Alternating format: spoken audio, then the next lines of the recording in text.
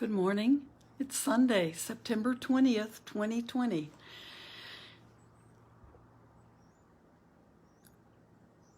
Let's see. Now okay. Facebook keeps giving me little messages. I'm Ayya Vimala, and it's Sunday morning here in Crystal Lake. It's a beautiful day. We're still having kind of cool weather. So I hope wherever you are, your weather is good and you can breathe well, whether you're in a fire area or somewhere else, or if you've been sick and you're getting better. I hope you're just able to breathe. Today I'm going to read a little bit from the back section of Pema Chodron's book, Welcoming the Unwelcome. So this is backwards, but this is the book that we just started.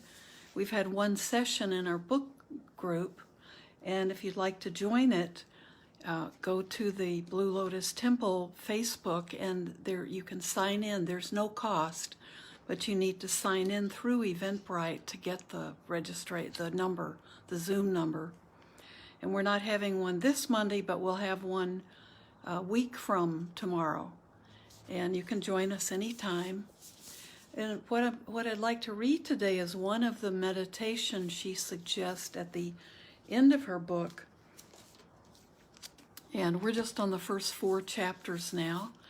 But some of these meditations are, it's good to know, and people can be working with these at any point. And they're a little different from the tradition that I'm in, so I think it's good to look at other traditions in the meditations that they use. And Pema Chodron is in a more Tibetan tradition. She's in Shambhala. That's where her primary training was. And her teachers were all Tibetan and are Tibetan now. So she has a practice at the end of this book on Tonglen, which we won't do today, and a basic sitting meditation. And another one that I'd like to read to you today, and you can practice this. It's called Locate, Embrace, Stop, and Remain. Now, I often use the rain when I'm teaching meditation, and rain is, I first read about it through Tara Brach and some other people who have been involved with it for quite some time and taken some online retreats. But RAIN stands for recognition, acceptance, investigation, and then returning to neutral.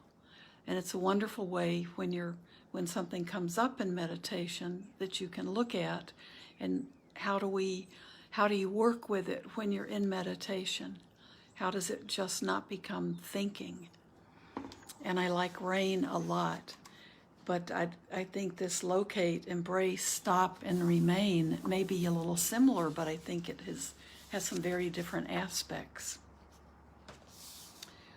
So we can get started with this. We'll read it and then see if we can. Why don't you sit for meditation?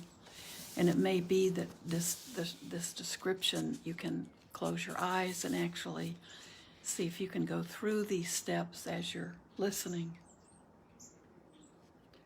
So the acronym is LESR for locate, embrace, stop, and remain.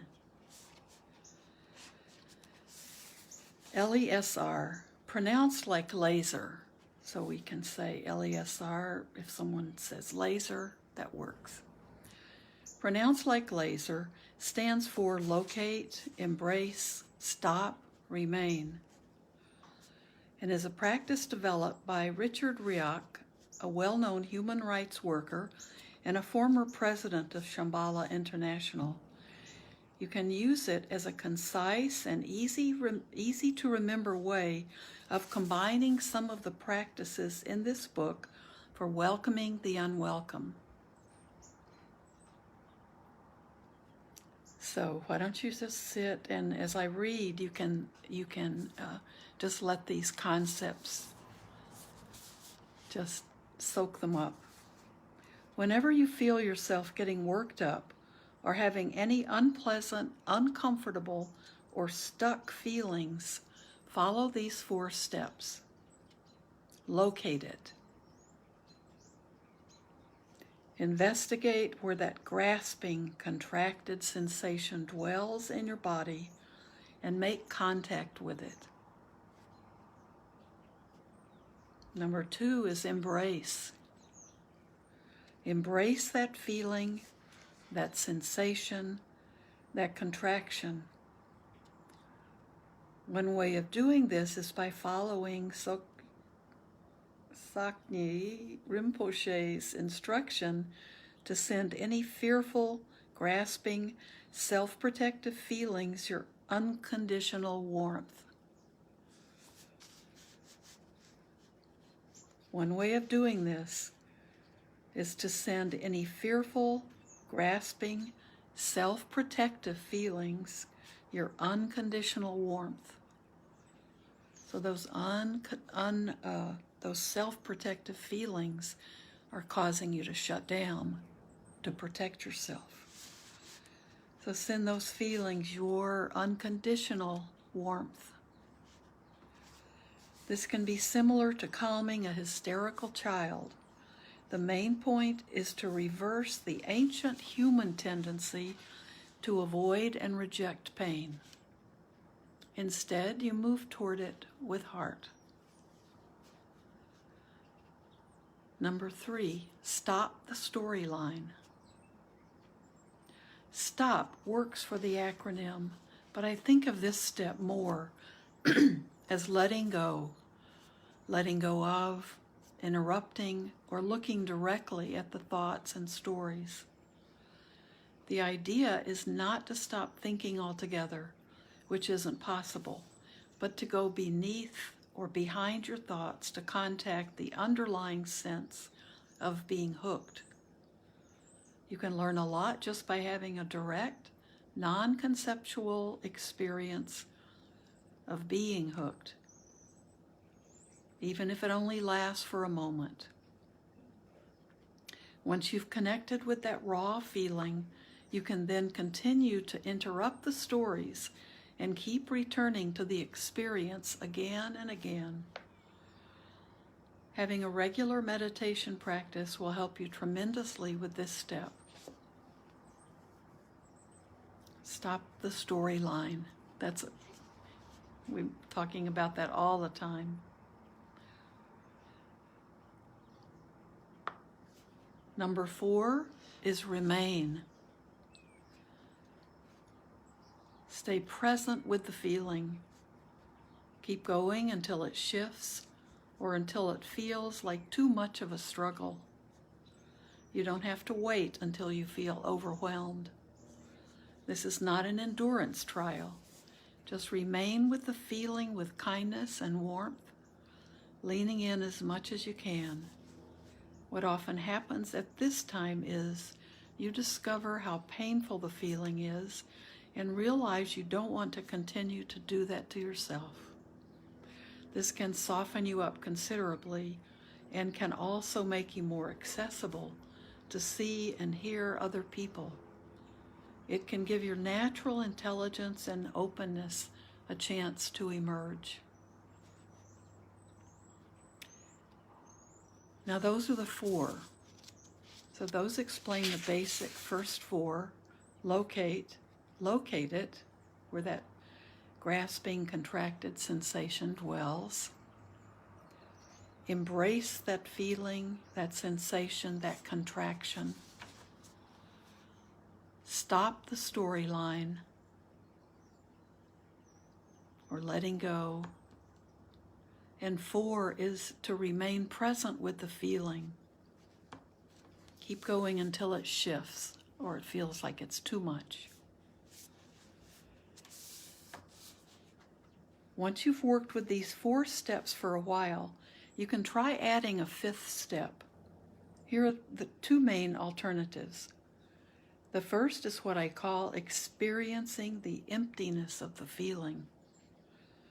There are various ways to experiment with this, but they all have to do with the insight, however fleeting, that one's suffering comes not from that feeling per se, but from the sense of there being a sufferer. For example, while you are staying present with the feeling beneath the storyline, ask yourself, who is feeling this? Pause and contemplate. Then ask the question again, who is feeling this? You can repeat this process a few times if you find it helpful. You can also come at experiencing the emptiness of the feeling from other angles. You can explore questions such as, is this feeling permanent? Is it transient? Is it solid? Is it fluid? Is it fixed? Is it dynamic? Is it finite or infinite? You can also ask, is this feeling me? Is it not me? Is it an obstacle? Is it a portal? Or you can touch the feeling completely free of storyline and say, when experienced directly, this very feeling is basic goodness. Or, basic goodness is found right here. In other words, you don't have to wait until the feeling is gone to find basic goodness.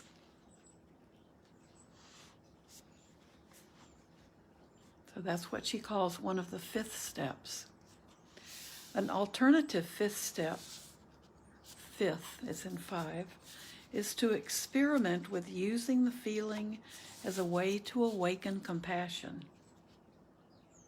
While remaining present with the raw feeling, contemplate that countless people and animals all over the planet are feeling just like this. Use your experience as a way of gaining insight into our sameness with one another. At this point, you can contemplate along these lines. May I and all beings who feel like this be free from our pain. May we be free from the underlying contraction and fear that come from defending our personal territory.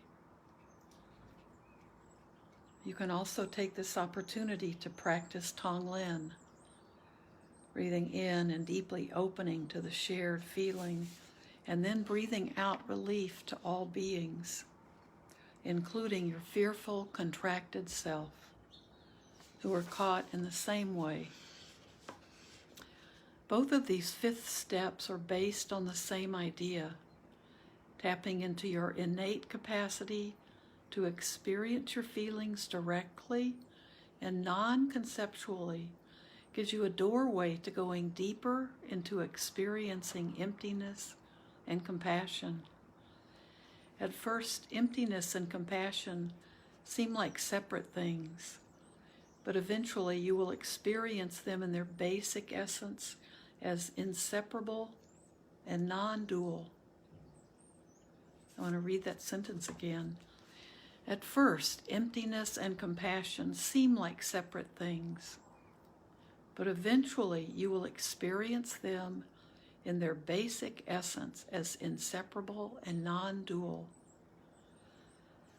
LESR, laser, and its related practices provide you with the means to expand your view and open your heart and mind at the very point where we all habitually contract and go inward. These are practices for a lifetime that you can begin today.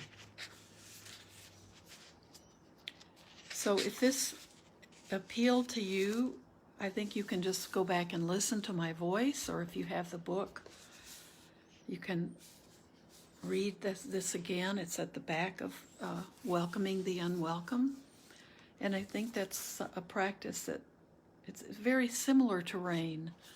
the recognize, accept, investigate, and then return to neutral. It's very similar. So there's some beautiful sentences in this that just grabbed my attention. So I'll definitely practice with this more, because being able to look at those feelings and it always comes up for us, the storyline, the story about it, the story we've told ourselves for so long. So letting go of that storyline is a wonderful way to get out of that feeling of being stuck with an emotion, where we can look just at the emotion itself. And often it's very helpful to see, I've found in meditation, to see how unhappy that emotion can make us, how sad or how fearful or angry. The emotion just of an old incident can come up and trigger us. If we can stay with the emotion, letting go of the stories in the past, we can really make a decision for ourselves that the suffering we create for ourselves by having that emotion come up with all of the loaded qualities to it, we can decide, is it worth it for me? Am I getting anything out of just feeling this pain, feeling the suffering? Am I ready to let it go? To even look at why do I want this pain? Why do I want this suffering coming up over and over again? So I think she describes that beautifully in this description of laser, L-E-S-R. So that was new to me when I first look through the book. So anything that works for us, this could be part of your meditation. You could understand it, and then when something does come to you, just take time to sit down and work with it and go through the steps. And all of these kind of techniques are things that can be very helpful. We need to learn to begin with a basic sitting practice. So where we've already been able to know that when I sit, I can calm myself. I can let go of a lot of the kind of superficial things going on just in the moment. The busyness or the frustration or irritation or might be loneliness or sadness, that we've learned with a daily practice that we can sit and be in the present moment and let go of some of that and calm ourselves, so we can look more eventually allow ourselves to look more closely at those emotions. But the first step is to have the basic practice of being able to come to the present moment. That mindfulness is so important. It's kind of the center pin for so many other qualities we want to develop. So even for a few minutes, if we can calm ourselves with our breathing and come to the present moment, then we can work with so many of these deeper emotions that are really, really the ones causing us pain and suffering. So everything you can do to be able to calm yourself, to relax your mind and your body, to be in the present, stay in the present moment a little longer. And our present moment is full of challenges. I mean, our present world is full of challenges. But when we can come to the present moment and be with our breath and just be open and calm, we can see that this present instant, this moment, things are going okay. We have a minute to calm down. We can let go of some of the Some people are feeling fear. Some people are really feeling a kind of depression now because they're just kind of at the end of their tether. It's probably a feeling like this has gone on too long. This indecision and lack of clarity is better for what we need to be safe about, how we need to be protecting ourselves. That lack of clarity is widespread, so that doesn't help. That doesn't help us be calm and being in the moment. So for today, think about laser, and then have a beautiful day. And if you want to join the book group, you have another week to do some reading, and you can sign up on Facebook if you go to Blue Lotus Temple, and you'll be directed to go to Eventbrite, and you can sign up that way. There's no cost. And I'd love to have you in the group. Looks like a lovely group. Have a beautiful day, and enjoy everything you can enjoy. Find your own peace within.